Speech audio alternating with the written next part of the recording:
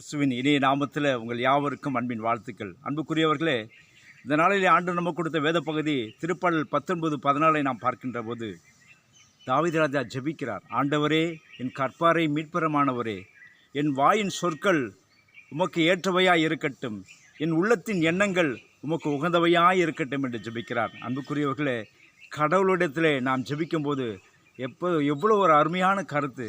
நாம் பேசுகிற வார்த்தை ஆண்டவருக்கு ஏற்றவையாக இருக்கட்டும். அப்படி ஏற்றவையாக இருக்கும்போது நாம் மற்றவரிடத்திலே பேசும்போது அவர்கள் இதயத்திலே அமைதியும் சமாதானமும் வரும். இதய காயங்கள் எல்லாம் மாறும். கடவுளுடைய பிள்ளைகளாய் நாம் மாறி பேசும்போது சந்தோஷம் பிறக்கும்.